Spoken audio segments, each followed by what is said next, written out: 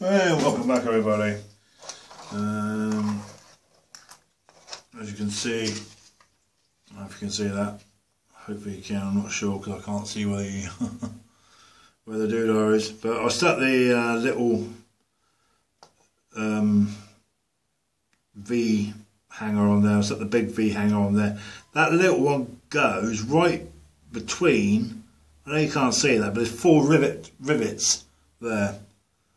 It goes either side of those 2 rivets to, you know, to make as though it looks like it's been riveted in. So that's basically where that little hanger goes, right at those 4 rivets, and almost the same for that one. I think there's rivets on that one too. It's pretty easy really. But so what it's saying is that I'll have to stick these back thing on, and you have to put the bearing cups into the back of the axle bits, which I have done one. If you can see that or not, hopefully you can. I've done one. They go into the back of that. If you can see that, of course, because I can't see what I'm doing. Let's have a look.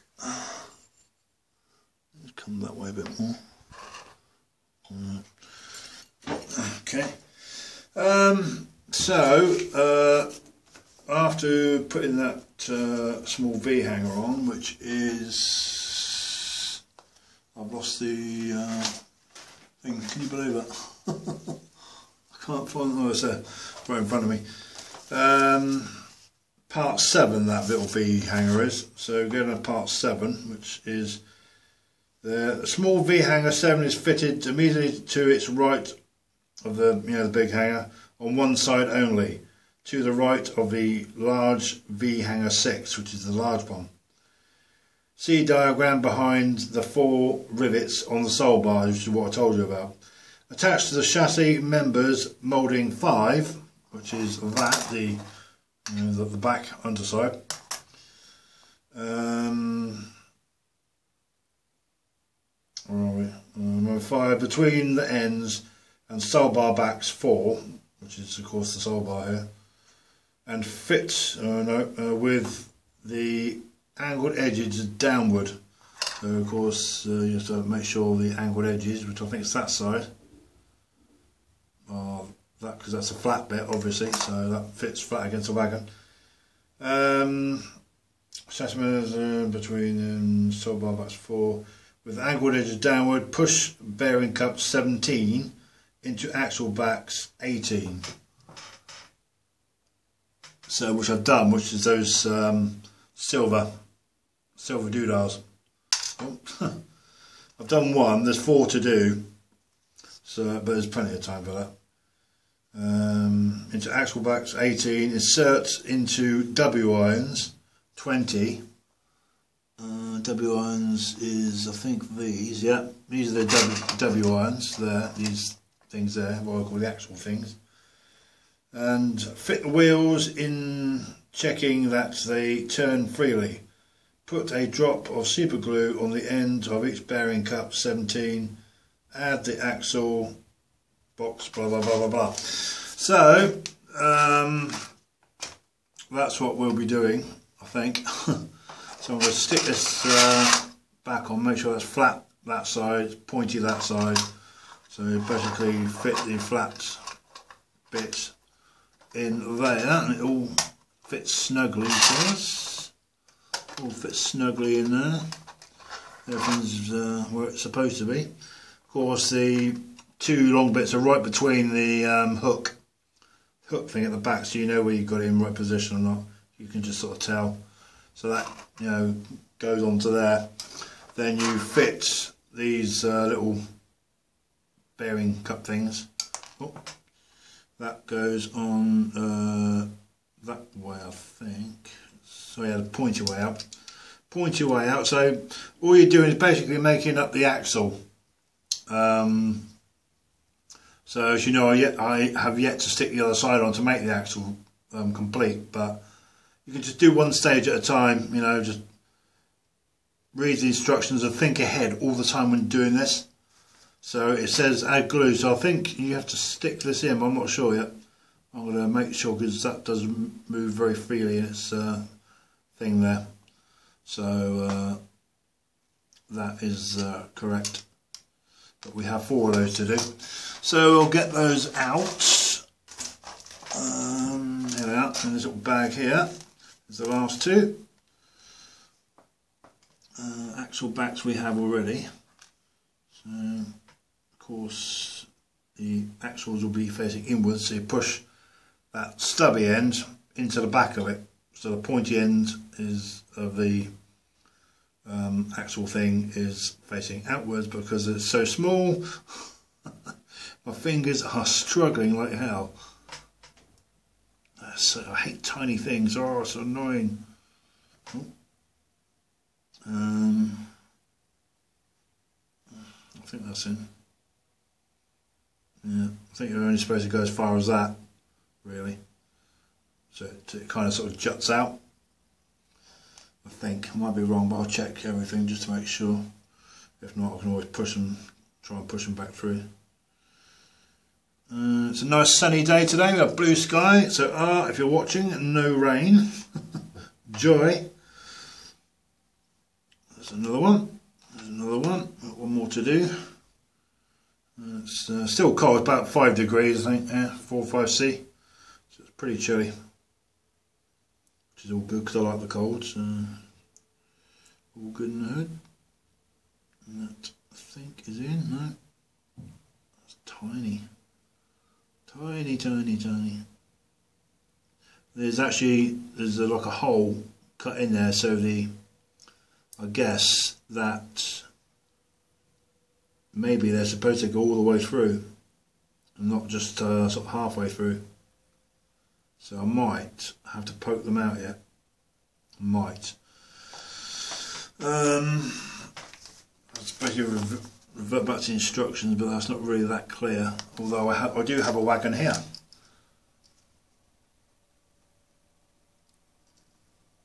And it's set up exactly, because this is a Parkside Dundas wagon, it's set up exactly the same way. So, you know, like I said, I have an excellent guide to make sure where everything goes.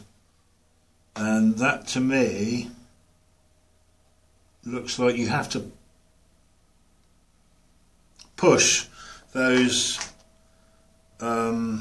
brass things right the way through so they sit up against the cup. So I think I'm going to have to take them out if I can. Yeah, they come out easy enough.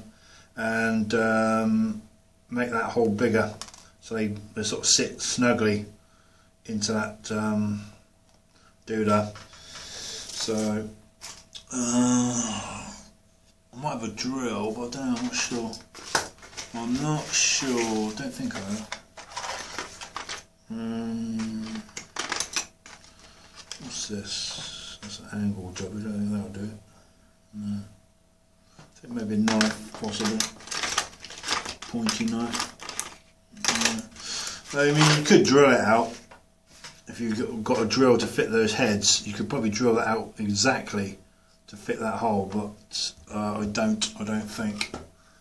So I might have to just do it manually, just turn a knife inside. If it fits, I mean, it doesn't have to fit snug, you know, it just sort of drops in, that'll be something. Just to keep checking each one.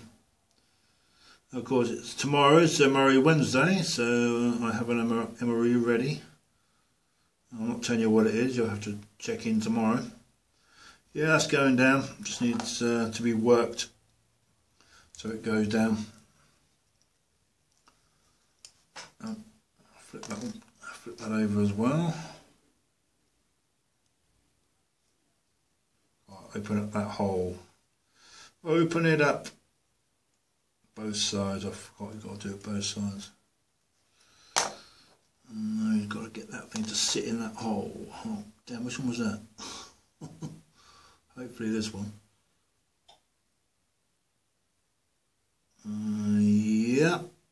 Yeah, that's it. So that's what you have to do. That has to fit snugly against the back of that rim that's around the inside. So to basically just keep opening it with a knife or drill if you have one. the correct drill size. I'm pretty sure I don't, but a knife does just as good a job. Just a few turns in the front, flip it around, a few turns in the back.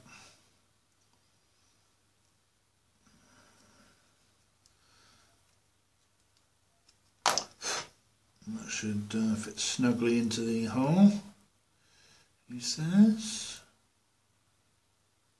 I bought myself a Christmas present. It's a ration, but I'm not going to tell you what it is. I'm not going to get it till Christmas Day, so well, I can tell you it's pretty good. And I said I wouldn't do ration reviews again for health reasons, but I had a bad fall and I had blood in my right eye. Because the sudden rush of BP, blood pressure, BP, we call it here, shot up and it's caused my eye, blood in my eye, and I can see the cataracts in my eye, which is now fuzzy, sort of foggy and fuzzy. So on Thursday I have to go to hospital, even though I was only there for my MRI scan the other day, because apparently I've been booked in an emergency appointment. Because it's very foggy and I can actually see the cataracts, the round cataracts in my eye, which I'm not supposed to see. So there's another one. Two more to do. So I had a bit of a bad fall with that stupid air boot I have to wear. But my eye is blood and foggy and fuzzy. I mean foggy and fuzzy. Not so much foggy now, but it's definitely fuzzy. So there's something serious has happened to my eye. So unfortunately, Thursday I'll be back in hospital again. Well, they try and figure out what to do, and after the doctor has a look at my eye, and find out what the good news or bad news is, I suppose. Hopefully ain't too much. I don't want to have another cataract operation. Yeah, snug fits. The cataract operation is an absolute nightmare. If you ever had that operation, you know exactly what I'm talking about. I do not want to have another one because it would really stress me out. It's an absolute logistical nightmare. Absolute nightmare, that thing is.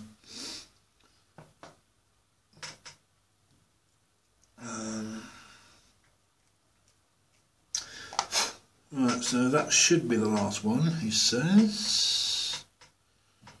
Other way around. Fiddly bits, fiddly bits. Yeah. Right, so there you go. That now all four sit snugly against the inside. So that's what you got to do. Just scrape it out. So next job is we'll glue this back on. We'll glue this on now. Get this done now. And then we'll end the video because I can't really do much till tomorrow now. So I have several things I want to do. So I need to go elsewhere, I'm afraid, and do them.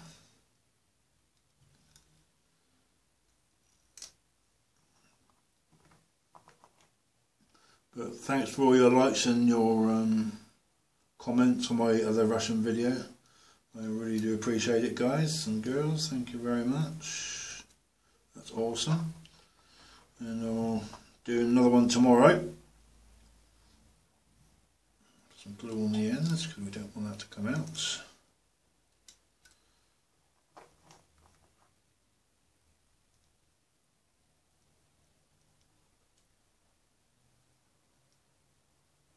Right, okay, that looks very shiny, so turn that over and we'll pop that back, what I call the spine. I don't know if it isn't a spine, that's what I call it, the backbone of the wagon,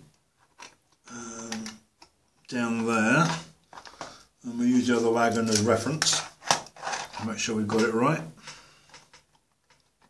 the other Parkside Dundas wagon.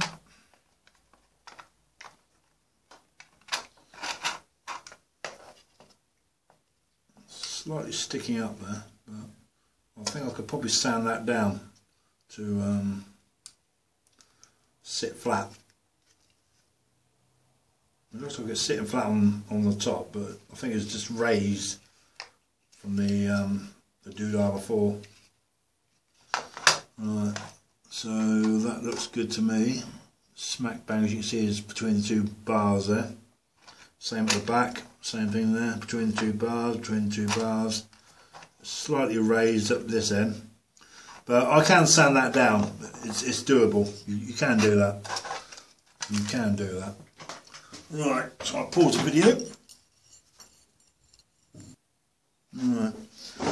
I'm going to show you some of the other wagons I got.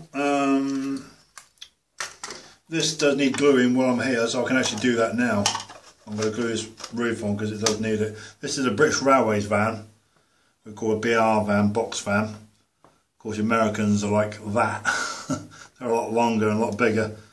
This is because you've got all the stuff there. The handbrake, the wheels, and very complicated work. Got brake pipes as well, and the chain, brake pipes there, and the brake pipes on that end. And springy buffers, as all wagons have springy buffers, so when the loco hitches up they shock and squeeze in. So this can be glued, we'll glue this today, get that glued on. So I'm modelling the period as British Railways, but you see these are two BR wagons, which for the 08 shunter, diesel shunter I have, they will be ideal. But this you can also use for a later period. The earlier period, which I'm also modelling at the same time, because I have a steam locomotive and a coach, which I'll show you tomorrow, or whenever the next video is. This is called GW, which stands for Great Western.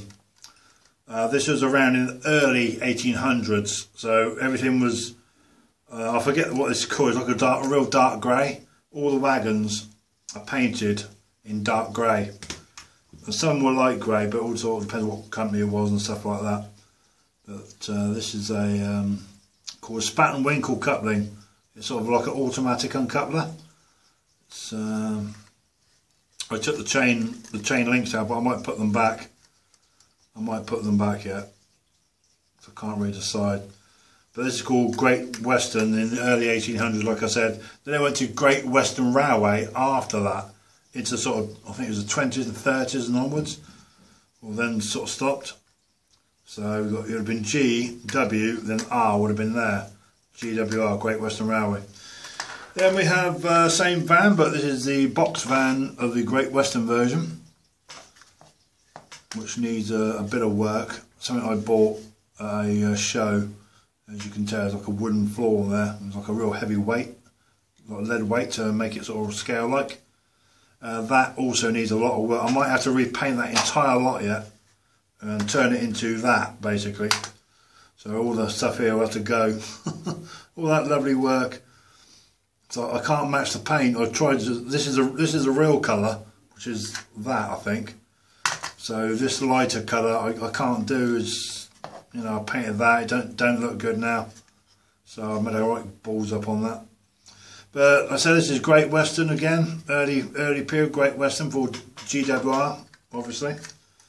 So this is for steam engine. This is for steam, the steam era, and then all the rest went on from the 60s onwards into the, or maybe the 50s onwards into diesel. Went from steam to diesel, and I know how the steam guys felt when their locos got scrapped, because the same thing happened to us when all our favourite diesels got scrapped. So I can understand how they felt. It isn't good, believe me. But I put these weights on. I've got some lead weights here. I'll put these lead weights on from the trains. And we'll let that dry overnight. I'll come back tomorrow. I'll also have read instructions and see if I can add anything else other than these, because I think you have to glue these into place. But I'll read instructions and make sure that everything goes where it's supposed to go, and whether I can add anything else so it can get added after or before. Because once I stuck this side on, things are going to get a little bit tight, But I'm happy with that. Looks alright to me. So I'll give us 24 hours to dry, even though it'll probably dry in about 5 hours. It's quite cold out here, like I said, even though I've got the fire on behind me. It's still pretty chilly. And we'll come back tomorrow. Oh, no, actually, no, I won't. While that's drying, I'll glue this lid on at last. I'll glue this lid on, get this damn lid on. It really does need doing. Just tack it on. we'll just tack it on. Glue this lid on once and for all, get it over and done with. Get it over and done with. You can buy wagons like this at O-Gauge shows. And my next one is Kettering, which is about 85 miles from where I am. So that's my next one. We can find wagons between 10, 15, 20, 25 pounds, 30, 35 pounds and so on. This is a second-hand wagon I bought because I needed one. You find some right bargains at these shows, so if you're watching this from England, go to these shows if there's one near you, because they are well worth it, I can assure you. You get some right bargains at these shows. Instead of paying full prices, you can get like second-hand, sort of cheaper prices, you know, it's really sort of worth it. Right, I think that looks good to me. That looks pretty good, I think. That looks good to me.